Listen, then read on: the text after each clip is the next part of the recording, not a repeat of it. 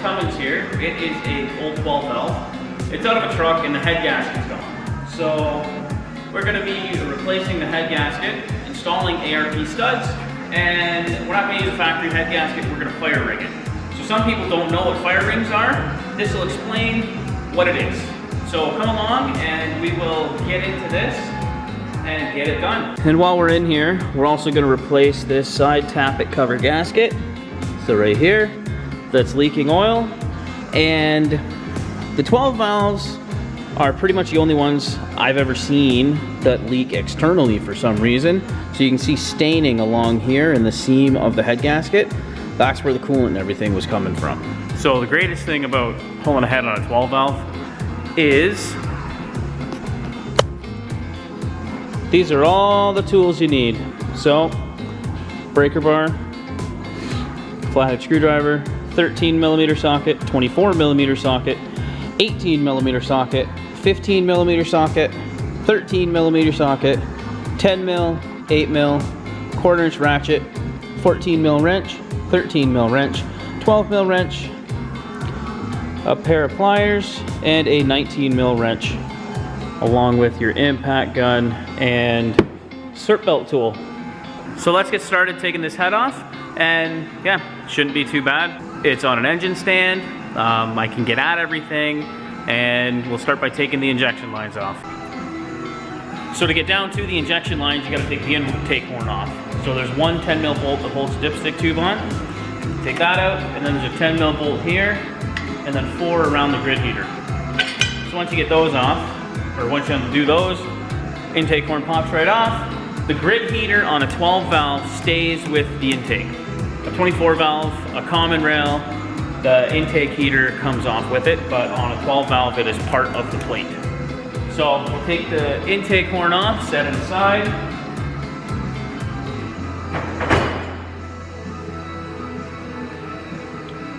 And then for the lines, they're 19mm. Once you crack them loose, they'll usually come off by hand, but sometimes you gotta take the whole thing off with a wrench. So once all these are off your pump, there's 2 hold down bolts. There's a 10mm bolt right here that's a hold down, and a 10mm here that's a hold down, where the lines go between the 2 valve covers. So once these are undone and those bolts are out, you go around to the other side of the injectors, and take the line off the top.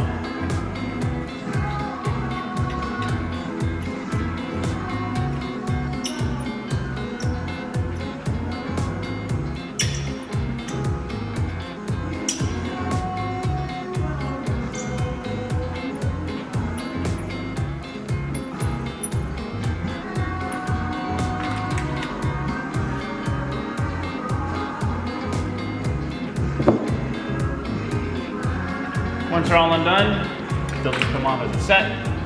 So you don't have to undo the isolator bolts or anything like that. You just lift the whole thing off and take it off. Next, we'll take some stuff off on the front of the engine.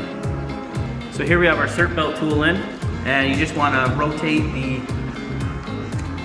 tensioner back so you can pop the belt off and let that up. You don't really have to take the belt all the way off, but it just gets it out of the way. Then you take your 13mm socket, loosen these bolts up. Then your 10mm, take the bracket for that right off, and then just swing the alternator down out of the way. And whenever you can, I always like to put the bolts back in the holes that they came out of, so then they're not flopping around, you can't lose them, they can't go anywhere. Then for the oil filler, there's an 8mm pinch bolt that you undo.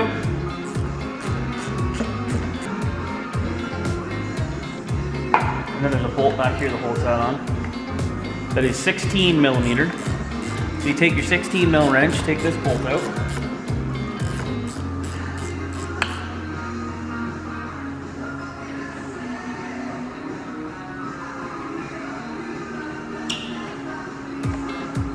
Then you can rotate this bracket out of the way. And then this, the filler just unscrews. So that's off. That's out of there. You can take the cap off the filler neck and actually thread it into the hole the filler neck came out of. So no dirt or anything can fall down in there. So now everything's off the front of the engine that needs to come off, and we can start taking the valve covers off and finish taking off the rest of our fuel system, so the return line's on the other side. To do the return line, there's a 12mm bolt that is the banjo fitting that's on top of the fuel filter housing that the return line goes into. You take it out.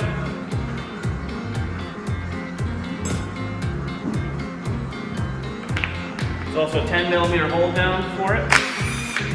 Take it off. And then if you come around to this side where the injectors are, to get the return lines off, there is a 10mm small banjo bolt that you just unthread. And then there, that bolt comes out, it just threads into the side of the injector. Do not lose this. There's 6 of them, you need them, don't lose them. They're kind of hard to come by. So they'll be going into a magnetic tray.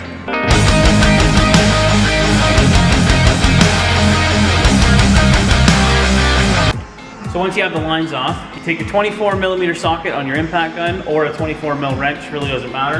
And then take out the hold down nut.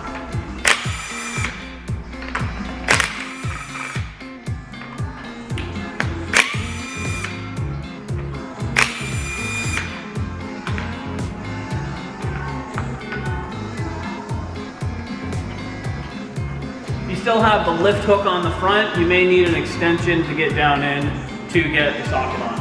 But once you get the extension, we'll go right down in. Take it off with the other ones.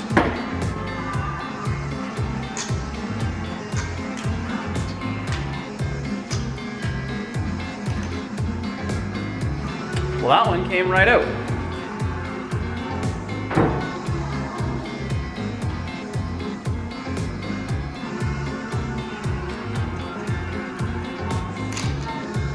As you can see, the one injector popped right out. That's kind of rare to happen. The rest of them didn't pop out, so I'll show you a little trick if you don't have an extractor to get them out. So all you need to extract the injectors is a piece of pipe that slides over the end, but it can't slide over too far. You just want the end of the thread sticking out. So when it's sitting on the head, it should look like this. And then you just need a nut that threads down onto the top. And as you're tightening the nut, it will pull the injector out. Now, these injectors have a locating ball on them, which is right here. That goes down into a groove inside the head. So that little ball goes down into a groove inside the head, and that prevents the injector from spinning. So it can't spin, so it'll just pop right out. So all you do, take your piece of pipe, slide it over the injector like so, take your nut, thread it on, take your wrench, in my case it's a 22mm, and then just tighten the nut down.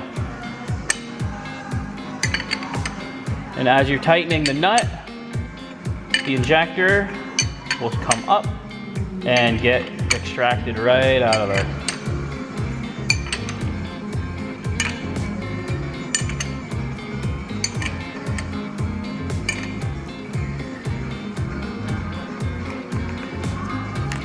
There we go.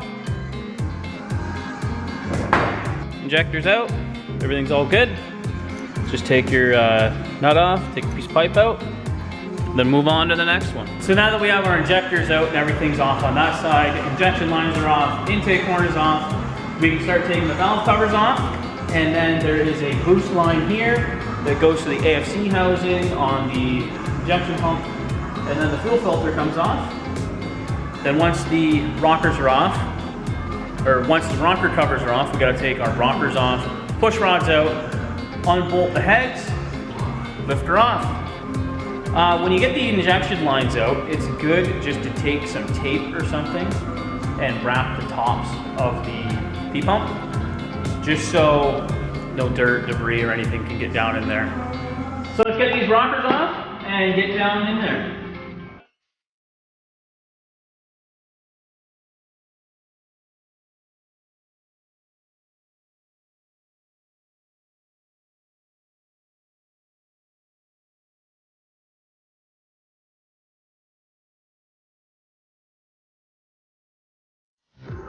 So to get the valve train off, you want to crack loose the jam nut that holds the adjuster, and then take your flathead screwdriver and just loosen the adjusters off. So that just prevents any damage or anything like that upon reassembly of bending a push rod or bending anything.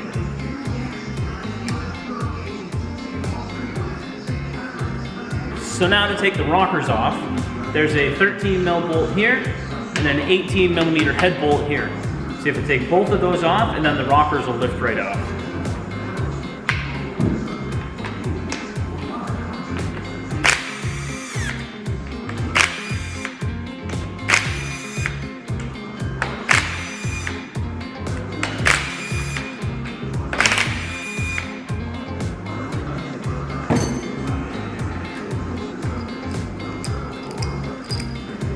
These smaller bolts you have to keep, but these bigger ones, if we're doing head studs, since we're doing head studs, we don't have to worry about it, we just throw them out.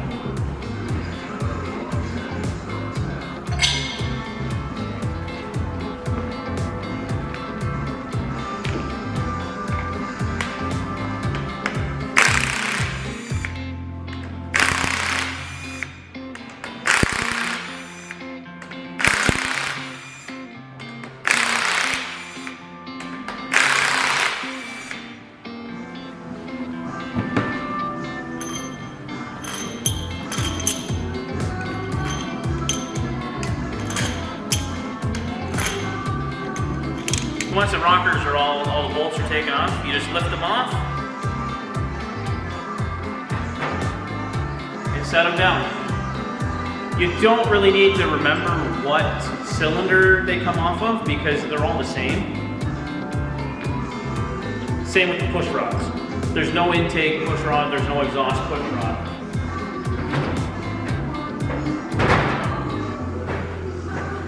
They're all the same length, they're all the same thickness. It's not like a gas engine where some of them are different.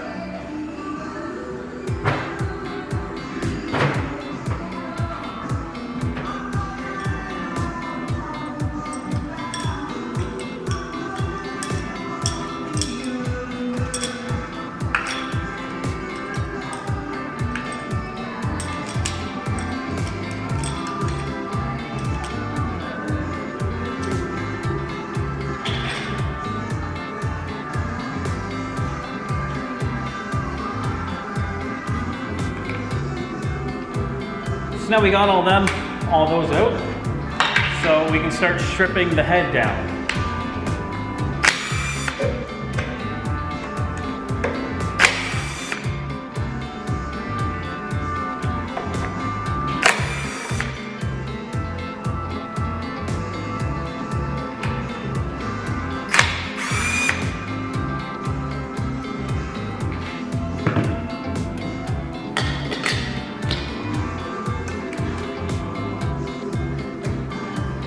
So now we got the head stripped down, so we got the intake off, rockers are off, push rods are out, everything's off. Now we just gotta take the rest of the head bolts out and then head will lift right off.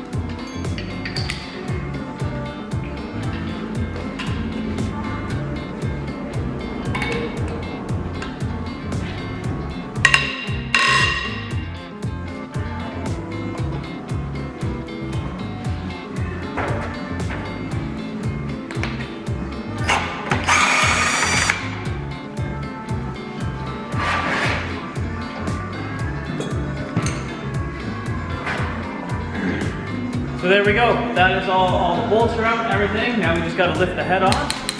So we got the chain falls hooked up. Two pops right off.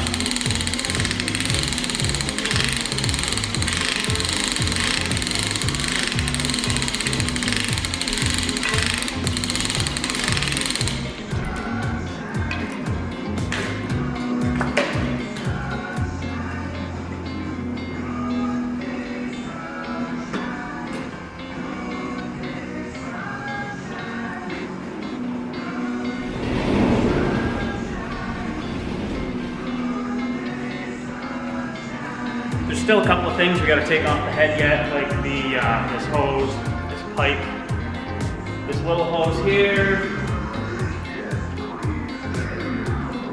and the map sensor down on the bottom of the head there.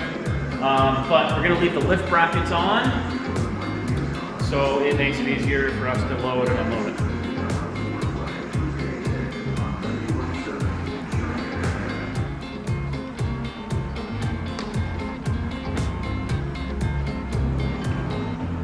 But if we look at the head gasket, right here, you can see rust over this orange piece. This orange part is what seals around the coolant ports.